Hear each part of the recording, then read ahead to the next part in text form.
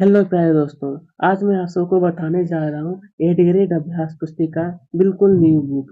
जैसा कि आप सब देख रहे हैं, अभी हम लोग भाषा भारती जो दिया है यह क्लास 8 के दोस्तों, ये हमारा क्लास 8 हो गया। इसमें से मैं आपको अभी बताने वाला हूँ।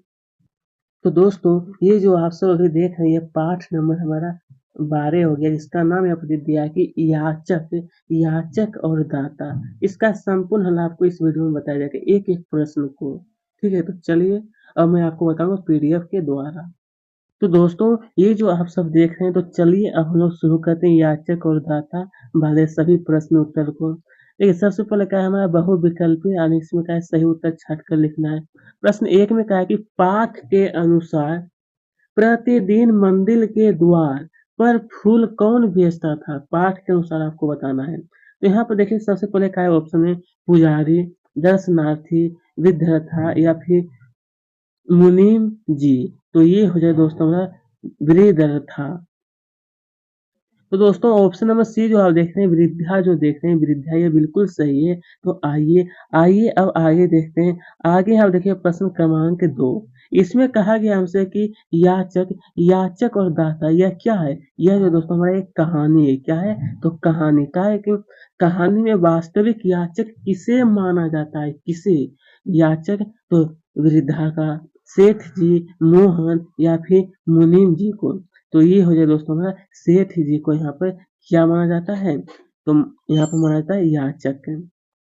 आइए आइए अब देखिए, क्या है, होश में आने के बाद मोहन की स्थिति क्यों क्यों बिगड़ने लगी थी? यहाँ पर कहा गया कि डॉक्टर न मिलने के कारण, सेठ जी को न देखकर, वृद्धा देखकर, माँ को न देखकर या फिर दवा न मिलने के कारण।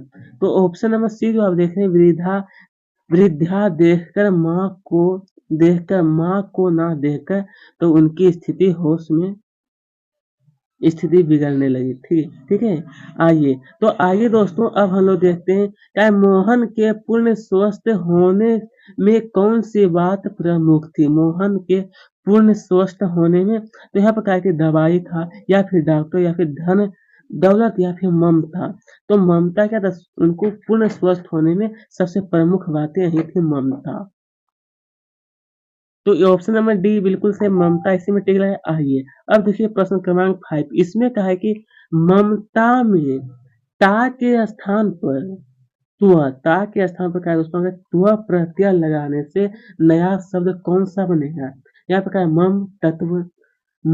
ममत्व, या फिर ममतात्व, या फिर मामत्व। तो ये जो आप देख रहे हैं दोस्तों, ये वाला ऑप्शन में भी माँ मतव ये बिल्कुल सही होगा, यह बिल्कुल सही है। आइए आइए दोस्तों, अब देखते हैं, यहाँ पर दिया है दाता ओ सधी, कहावत रविंद्रनाथ ठाकुर, मुहावरा नीरू, और यहाँ पर दिया है याचक महादेवी वर्मा। इस चीज से आपको भरना है। तो चलिए, सबसे पहले क्या है, साहित्य के नोबेल पुरस्कार से सम्मानित भारतीय, यहाँ पर क्या है ना आपको, रविंद्रनाथ ठाकुर रविंद्रनाथ ठाकुर हैं। अब है निरुत्तर। क्या निरुत्तर शब्द में प्रयुक्त उपसर्ग क्या है? यहाँ पे नीरू।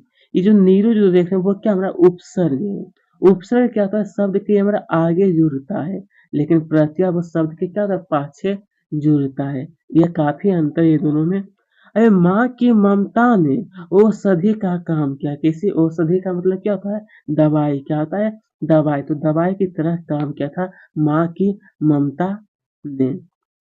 आइए, अब सेठ बनारसी दास अपने बेटे के लिए वृद्धा माँ के आगे याचक बनकर खड़े थे। कैसे बनकर? तो याचक बनकर के, प्राणों के लाले पढ़ना, यानी याचक बनकर खड़े रहना। प्राणों के लाले पढ़ना, इसका मतलब होता है दोस्तों याचक बनकर खड़े थे। चलिए दोस्तों, अब हम लोग देखते हैं अति लघुत्तर। ये प्रश्न कैसा? यहाँ पर कहा गया है अति। जैसा कि यहाँ पर देखिए, तो कहा है कि मेरा बच्चा बहुत बीमार है। बाक में उद्धरण चिन्ह लगाकर फिर से लिखिए। उद्धरण चिन्ह इस तरह का होता है दोस्तों, इस तरह का। इसको हम लोग क्या कहते हैं? उद्धरण चिन्ह। तो लिखना कि मेरा बच्चा बहुत बीमार है। आइए अब है वृद्धा का वृद्धा वृद्धा माँ पैसों की बचत क्यों करने लगी? क्यों करने लगी? तो इसका उत्तर लिखिएगा। इसका उत्तर में आप सबको लिखना है दोस्तों कि बच्चे के सुखद भविष्य को भून रही थी। वह उसे अच्छा खिलौना पहनाना और प्रसन्न देखना चाहती थी, इसीलिए वह पैसे की बचत करने लगी। अब है वृद्धा क्या वृद्धा माँ को किस बात की आशंका थी? वह कौन सा बात है इसकी उनकी माँ को आशंका थी? तो आइए आइए इसके बारे में लिखना है कि हांडी हांडी में अधिक धन हो जाने के कारण तथा चोरी हो जाने की आशंका में थी। आइए तो आइए दोस्तों अब देखते हैं आगे क्या मोहन सेठ जी का पुत्र है। मोहन कौन है दोस्तों? ये सेठ जी का कौन है? ये हमारा पुत्र है। तो क्या इस बात का पता कैसे चला? इस बात का पता तो यहाँ के बालक की जांघ पर लाल रंग का चिन्ह पहचान करके बालक की जांघ पर क्या था? तो लाल रंग का चिन्ह, उसी से पहचान करके पता पता लगाया गया था। ठीक है, देखिए दोस्तों मैं आपको ज्यादा बड़ा उत्तर भी नहीं बता रहा हूँ, इतना मैं बता रहा हूँ ताकि आपको याद भी रह सके और आप अगर आपके कहीं पर परीक्षा में लिया जाए तो आप अच्छी तरह से नोट कर सकते हैं, क्योंकि इतना तो आपको एक लाइन है तो एक लाइन आपको याद भी हो सकता है बहुत ही आसान सरल तरीके से। अब ये लघु तरीके जिसमें से कहा गया कि सेठ जी के हाथ पांव फूलने लगे। तो वाक्य में रेखांकित वाक्यांश का अर्थ क्या है? यहाँ देखिए जो रेखांकित किया गया है ना कि हाथ पांव फूलने लगे, तो इसका अर्थ होता है, इसका मतलब होता है कि अर्थ डर जाना या घबरा जाना, डर जाना या फिर घबरा जाना इसका अर्थ होता है। आइए आइए इन शब्दों की वर्तनी शुद्ध करके हम लोग दोस्तों मिल करके शुद्ध करके करते हैं। मतलब ये सब कुछ हमारे यहाँ पर शब्द दिया है, इसको शुद्ध रूप आपको लिखना है। तो देखिए जीजी विसा ये बिल्कुल शुद्ध रूप है, नीचे जो लिखा हुआ है ना उत्तर में वो बिल्कुल सही है। यहाँ पे सहानुभूति होगा, क्या होगा? सहानुभूति, ये वाला शायद यहाँ आ गया, कोई दिक्कत नहीं है। और ये देखिए वात्साला है और ये दर्शनार्थियों दर्शन दर्श दर्शनार्थियों, ठीक है, यही आपको लिख लेना, ये बिल्कुल शुद्ध रूप मैं आपको बता चुका हूँ। तो चलिए चलिए आइए अब कहा है कि अब यह तुम्हारा बच्चा है, इसीलिए इसे प्राण देकर भी बचाओगे। दूसरे के बच्चे की जान नहीं दूसरे की जान नहीं होती। यह कथन किसने किससे कहा और क्यों? सबसे पहले किसने किससे और क्यों कहा? तो लिखना है कि वृद्धा माँ ने कहा था, क्योंकि जब सेठ जी को पता नहीं था कि यह तुम्हारा बेटा है तो तुमसे झूठ बोल दिया था। अब तुम्हें पता है कि तुम इसे प्राण देकर भी बचाओगे। ठीक है, बस ये इसका बिल्कुल सही उत्तर हो जाएगा। चलिए अब क्या अब हमसे देखिए पूछा गया है कि बच्चे के मिलने के बाद क्या है? बच्चे के मिलने के बाद वृद्धा माँ के जीवन में क्या परिवर्तन आ गया था? क्या परिवर्तन आया था? तो आप सबको लिखना है कि सेठ जी ने रुपयों की एक हांडी लौटाने को कहा। वह आज आज सेठ बनारसी दास से महान हो गई थी। बनारसी दास से वह क्या हुई थी? तो एक महान हो गई थी। आइए अब हम लोग देखते हैं दीर्घ उत्तर ये प्रश्न, ये हमारा दीर्घ उत्तर ये है। जैसा कि यहाँ पर कहा है कि सेठ जी की पहचान देशभक्त और धर्मात्मा के रूप में थी। आप इस बात से सहमत हैं या नहीं? कारण सहित अपने विचार लिखिए।